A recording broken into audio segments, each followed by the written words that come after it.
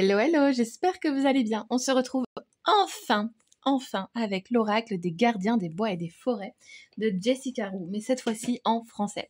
Alors, il était sorti donc en anglais, moi je l'avais pas acheté parce que j'en ai marre d'acheter des oracles que je ne comprends pas, voilà. Et j'attendais qu'ils sortent en français. Quand j'ai vu sur Amazon qu'ils sortaient en français, oh là là, c'était la folie. Il est magnifique. Je l'ai découvert dans la voiture, je n'ai pu attendre, il est magnifique, il est tout ce que vous voulez, il est puissant, il est sympa, franchement il est magnifique, il a ce petit côté un peu vintage qu'on retrouvait un petit peu dans les contes, vous voyez, on dirait un petit peu le renard de Roule la Galette ou quelque chose comme ça. Enfin, c'est vraiment joli. C'est un très beau coffret, donc paru aux éditions Vega. Donc il coûte 24,90 €. Ça y est, il est disponible depuis aujourd'hui. Donc revenez aux racines magiques de la faune et de la flore. Depuis la nuit des temps, les animaux et les plantes ont joué un rôle central dans nos histoires. Nous leur avons attribué une symbolique, des caractéristiques et ils nous ont inspiré une myriade de mythes, de contes populaires et de légendes. Au fil des pages, découvrez comment les propriétés des herbes aromatiques, fleurs et arbres de notre quotidien s'associent aux qualités les plus saillantes des animaux, qui peuplent nos forêts, nos jardins et notre culture.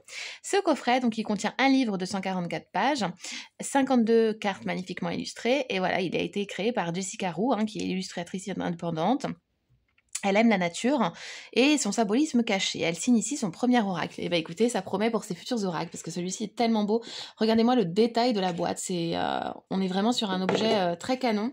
Comme d'hab, j'ai mis mes cartes à l'envers, parce que sinon c'est pas drôle. Alors voilà les cartes. Donc comme je vous dis, je l'ai déjà essayé. Les cartes sont plutôt mates. J'aime beaucoup moi ce toucher. Voilà, j'aime beaucoup ce toucher. Donc on a un petit livret et on a donc nos cartes. Donc comme je vous disais, moi je l'ai déjà découvert, je n'ai pas pu attendre, je me suis même fait un tirage avec qui fut très parlant. Voilà. Donc voilà pour le dos, c'est très joli. Des petites fleurs, des petites feuilles de laurier, on pourrait croire. Et donc on découvre nos cartes. Donc on a à chaque fois la faune et la flore. Par exemple, ici on a l'araignée et la passiflore, donc on vous parle d'ingéniosité créative. Ensuite, on va avoir cette magnifique carte qui vous parle d'opportunités nouvelles. En l'occurrence, c'est la carte que j'ai eue, le lièvre et le chêne. Et j'en ai eu une autre que je vous montrerai. Le lézard et la sarracénie, donc stagnation. L'élan et le frêne force. Vous voyez, c'est trop beau, franchement. Le chèvre et le sol, surmonter les obstacles. Non, franchement, il est canon, il est trop beau. La loutre et le roseau, paix. On dirait vraiment des belles illustrations qu'on pourrait encadrer. Enfin, c'est vraiment joli. Le tamia et le laurier, succès. Il est trop beau. Le serpent et la fougère, nouveau départ. C'est pas trop beau, ça? Franchement, c'est canon. Celle-ci, non, mais est-ce qu'on en parle? Non, mais c'est trop beau. La coccinelle et le pois de senteur, bonheur. Le caïman et le pavot, les rêves. C'est sympa, j'aurais pas associé les deux ensemble, mais à me renseigner, qu'est-ce que ça veut dire, pourquoi ce lien? La moufette et le magnolia, la protection. L'ours et le cèdre, charisme. La salamandre et le poivre noir, inspiration. Le sanglier et la citrouille, la confiance. Non mais il est trop beau, il est trop beau, trop beau. L'abeille et la grenade, non mais s'il vous plaît. Productivité. Moi, quand je pense à une abeille et une grenade, vous voyez, je pense à l'abondance. Mais c'est peut-être lié à ma culture, les origines du côté de ma mère. On parle d'abondance quand on entend grenade. On mange de la grenade d'ailleurs au 6 janvier pour avoir de l'abondance toute l'année. D'ailleurs, faites-le. Écoutez, je sais pas si ça marche, mais en tout cas, j'ai pas essayé de ne pas le faire. Pour vous dire, je me suis fait opérer, moi, le 6 janvier, il y a quelques années. Je n'avais pas le droit de manger et ma mère s'est ramenée avec la galette et la grenade parce que on ne peut pas louper un jour d'un 6 janvier sans manger de la grenade. C'était pas possible pour elle. Donc elle m'a ramené de la grenade, elle a dit au neurochirurgien, il faut qu'elle mange ça parce que sinon... Non mais le truc folklore, je vous dis pas. Ah là là. Et j'ai pu manger mes petites grains de grenade, alors que c'était interdit. Mais bon. Le renard et le lièvre.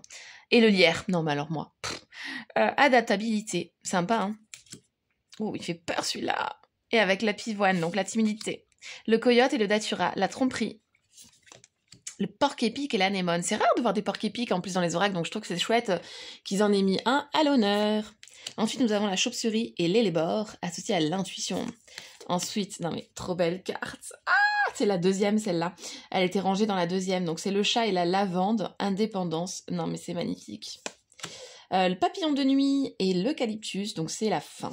Donc voilà, le renouveau. Le mouton et la mûre. Non mais il est pas trop chou ce petit mouton. Non mais moi je veux un mouton dans mon jardin. Ah là là, la grenouille et le lotus, métamorphose. En plus cet oracle du coup pour moi il est trop chouchou parce que c'est un cadeau. Donc du coup je suis trop contente. Vraiment c'est le cadeau de rêve quoi, voilà. Le vautour et l'asphodèle, bouleversement. Donc je remercie la personne qui me l'a offert. Le daim et l'avoine, guérison. Ah, trop mignon. Le corbeau et le cornouiller, intelligence. D'ailleurs, je suis en train de lire un livre sur les corbeaux. Il est trop bien sur les corbeaux et les corneilles. Je vous en parle bientôt. La belette et le pain, introspection. Ce qui me reste quelques pages. J'ai déjà lu toute la partie historique et la partie mythes et légendes. Et là, je suis à la page comment s'approprier la magie des corbeaux. Donc voilà. La belette et le pain. Celle-là, non mais on en parle ou pas de la beauté? Le canard et la chrysanthème. La chance. J'ai eu celle-là justement. La chouette et le houblon, la sagesse. Et on avait bien besoin de chance, je vous dis pas. Le chien et la chasse et la poire. C'est sympa, hein? Ce petit mélange, je trouve que c'est très, très beau. Très, très beau. La Marthe et la digitale. Franchement, vivement qu'elle nous fasse d'autres oracles, parce que là, c'est canon. Et ça, c'était la première carte. La 0, tout à fait, exactement. Parce que la première, c'est le chat, et celle-là, c'était celle qui était juste avant. La souris et le bouton d'or. L'innocence. Le loup et l'églantine. Soutien. Le bélier et le dahlia, détermination. Non mais magnifique. La caille et la groseille, anticipation. L'écureuil et la châtaigne, associés à la préparation. Ensuite, nous avons le castor et le bouleau, la maison. La tortue et la coriode, satisfaction. Le blaireau et le ginkgo, soigner ses blessures. Ensuite, le raton laveur et le sycomore, curiosité. L'épervier et le chardon, on en voit beaucoup vers chez moi des éperviers, c'est très joli, grâce et persévérance. Et effectivement, on ressent vraiment, je trouve, la persévérance chez eux, et surtout la grâce, mais ils sont souvent aux mêmes endroits, posés, comme s'ils attendaient quelque chose ou de faire passer un message. C'est vraiment impressionnant comme animal aussi, hein. L'antilope et le blé, donc la nourriture. Le papillon et le perce-neige, l'espoir, c'est magnifique. C'est vraiment cette carte somptueuse. Voilà, elle est somptueuse. Le coq et le tournesol, communication. Le lynx et le prunellier. L'escargot et la myrtille, confiance dans l'invisible. L'anguille et l'iris, c'est drôle hein, de retrouver des poissons. La truite et le muguet, j'aurais pas associé pareil les deux, et en fait, on parle de purification. Celle-là, non mais... On fait une pause. La libellule et la pensée, équilibre, trop beau, j'adore. Le pinson et la pêche, romance, trop mignonne. Et le cheval et la jacinthe, force d'âme et modestie. Non mais franchement c'est canon. On va découvrir ensemble le livret, parce que du coup je me suis fait un tirage mais sans utiliser le livret évidemment. J'ai hâte du coup de le découvrir avec vous. C'est parti. Alors, dans notre petit livret qui est tout mignon, qui en plus peut s'emporter partout, on va avoir une introduction, comment utiliser l'oracle, des propositions de tirage, donc ça c'est trop cool. Et là vous avez toutes les cartes par carte, non mais même dans le livret c'est illustré, c'est beau, c'est... Waouh, voilà, donc elle a toujours été fascinée par les animaux, elle passait son temps en grand air à décrocher des cigales et leurs arbres. Elle attrapait les lucioles et dénichait les salamandres cachées sous les rochers. Oh, qu'est-ce que j'ai pu le faire, ça aussi. Mes enfants aussi d'ailleurs, quand on va dans la maison de campagne. Ils sont tout contents de faire ça. Mais nous, on n'en a pas par ici, par contre. Voilà.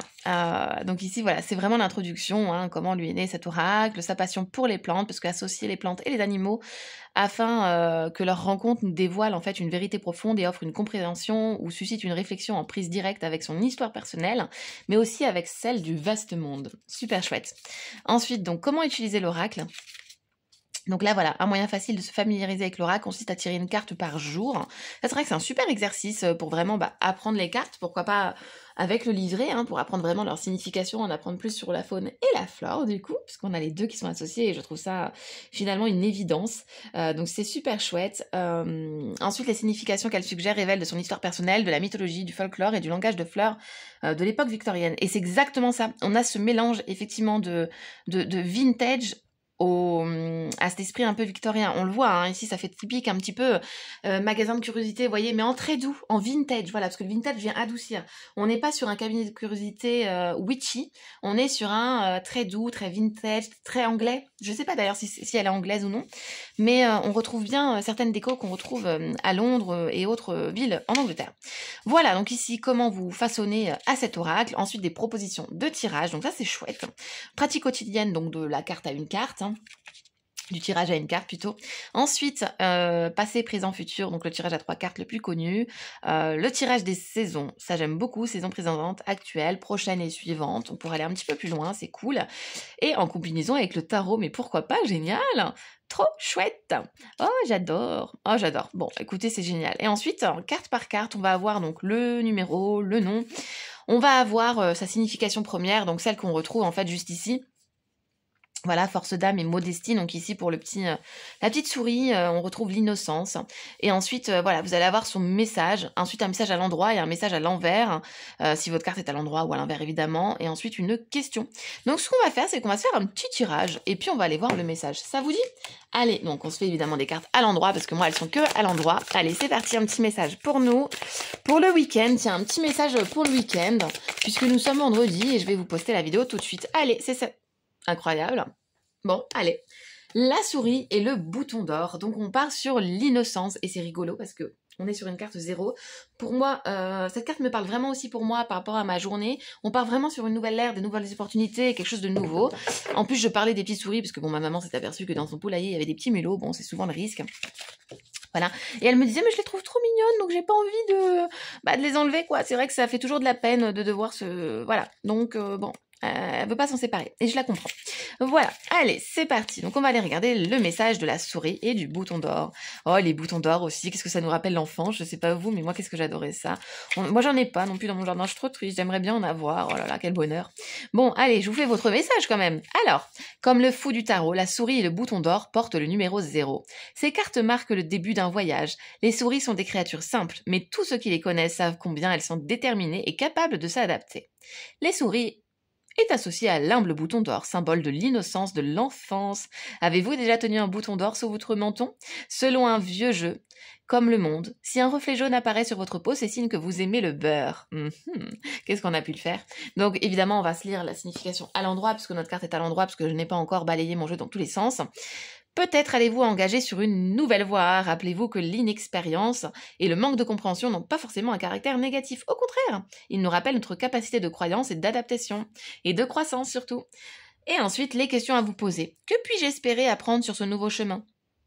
Et enfin, quels sont les dangers auxquels dois-je prendre garde? Voilà, donc pour le tirage, eh bien écoutez, moi je vous fais des gros bisous, je suis trop contente de vous leur présenter.